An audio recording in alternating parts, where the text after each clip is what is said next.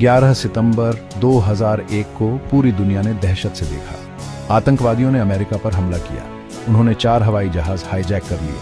2 plane New York शहर में world trade centre के ट्विन टावर्स से टकरा गए। टावर्स गिर गए। एक और प्लेन वाशिंगटन डीसी के पास पेंटागन से टकराया। चौथा प्लेन पेंसिल्वेनिया के शैंक्सविले में एक खेत में गिर गया। हमलों में लगभग 3000 लोग मारे गए। हमलों ने दुनिया को हिलाकर रख दिया। उन्होंने इतिहास का रुख बदल दिया। अमेरिका ने जिम्मेदार लोगों को ढूंढने की कसम खाई। दुनिया एकजुटता से साथ आई। ये एक नए युग की शुरुआत थी जो आतंकवाद के खिलाफ लड़ाई से चिह्नित था। ये हमले एक टर्निंग पॉइंट थे। दुनिया ने आतंक का इतना बड़ा कारनामा पहले कभी नहीं देखा था। हमलों का पैमाना और दुस्साहस अभूतपूर्व था। दुनिया ने अमेरिका के साथ शोक मनाया। हमलों ने वैश्विक आतंकवाद के खतरे को उजागर किया। 9/11 के हमले शांति की नाजुकता की एक कठोर याद दिलाते हैं। उन्होंने अंतर्राष्ट्रीय सहयोग की आवश्यकता को रेखांकित किया। दुनिया हमलों के निहितार्थों से जूझ रही थी। ये हमले आज भी वैश्विक राजनीति और सुरक्षा को आकार दे रहे हैं। अल-कायदा के नेता ओसामा बिन लादेन ने 9/11 के हमलों की जिम्मेदारी ली। बिन लादेन, एक अमीर सऊदी अरब का नागरिक, ने अमेरिका के खिलाफ युद्ध की घोषणा कर दी थी। उसने सऊदी अरब, एक ऐसा देश जिसे मुसलमान पवित्र मानते हैं, में अमेरिकी सैनिकों की मौजूदगी पर आपत्ति जताई। उसने इजराइल के लिए अमेरिकी समर्थन का विरोध किया। उसने अमेरिका को इस्लाम का दुश्मन माना। बिन लादेन की विचारधारा इस्लाम की एक कट्टरपंथी व्याख्या पर आधारित थी। उसने पश्चिम के खिलाफ जिहाद यानी धर्म युद्ध का आह्वान किया।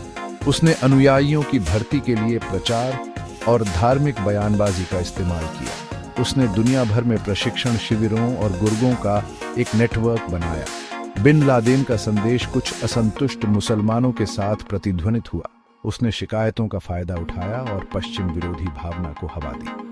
उसने अपने अनुयायियों को उद्देश्य और अपनेपन की भावना प्रदान की। हालांकि दुनिया भर में अधिकांश मुसलमानों ने उसकी विचारधारा को अस्वीकार कर दिया। बिन लादेन की विरासत हिंसा और उग्रवाद की है। उसने आतंकवादियों की एक पीढ़ी को प्रेरित किया। उसके कार्यों के मुसलमानों और गैर मुस्लिमों दोनों के लिए विनाशकारी परिणाम हुए। उसने दुनिया पर एक ऐसा घाव छोड़ा जो अब तक भर रहा है। 9/11 के हमलों के जवाब में अमेरिका ने आतंकवाद के खिलाफ युद्ध शुरू किया। बुश प्रशासन ने बिन लादेन का शिकार करने और अल-कायदा को खत्म करने की कसम खाई।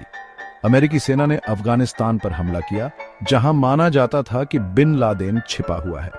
अफगानिस्तान में सत्तारूढ़ तालिबान शासन ने बिन लादेन और उसके अनुयायियों को पनाह दी थी। बिन लादेन का शिकार अमेरिकी खुफिया एजेंसियों के लिए सर्वोच्च प्राथमिकता बन गया।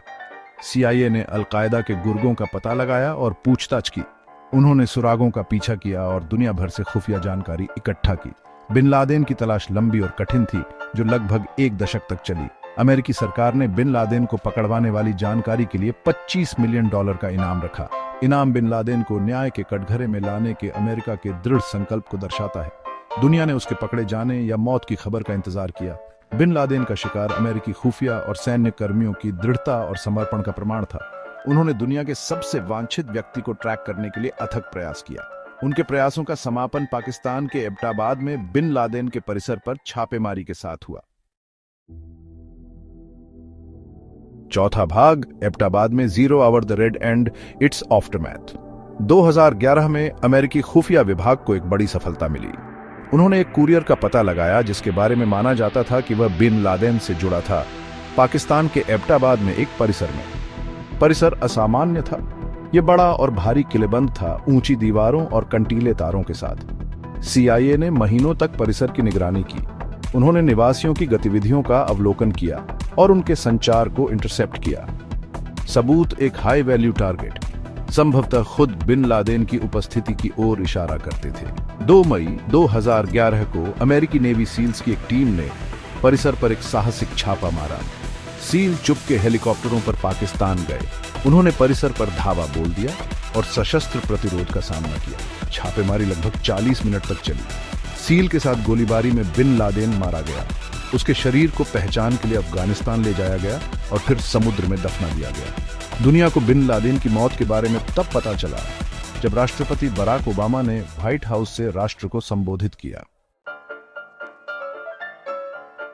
पांचवां भाग a world reckoning the enduring fight against terrorism. Bin Laden की मौत आतंकवाद के खिलाफ लड़ाई में एक बड़ी जीत थी। इसने 9/11 पीड़ितों के परिवारों को एक राहत की भावना दी। इसने आतंकवादियों को जवाबदेह ठहराने के अमेरिका के संकल्प का प्रदर्शन किया। हालांकि आतंकवाद के खिलाफ लड़ाई बिन लादेन की मौत के साथ खत्म नहीं हुई। अल कायदा कमजोर अवस्था में ही सही काम करता रहा। आईसिस जैसे नए आतंकवादी समूह उभरे। आतंकवाद का खतरा वास्तविक और लगातार बना रहा। बिन लादेन की मौत ने आतंकवाद का मुकाबला करने के लिए एक व्यापक दृष्टिकोण की आवश्यकता पर प्रकाश डाला। केवल सैन्य बल ही काफी नहीं था। आतंकवाद के मूल कारणों जैसे गरीबी, असमानता और राजनीतिक अस्थिरता को दूर करना आवश्यक था। आतंकवाद के खिलाफ लड़ाई एक वैश्विक चुनौती है जिसके लिए अंतर्राष्ट्रीय सहयोग की आवश्यकता है। उग्रवाद का मुकाबला करने और शांति को बढ़ावा देने के लिए सरकारों, संगठनों और व्यक्तियों को मिलकर काम करना चाहिए। 9/11 की विरासत और बिन लादेन का शिकार आतंक के सामने सतर्कता और लचीलेपन के महत्व की याद दिलाते हैं।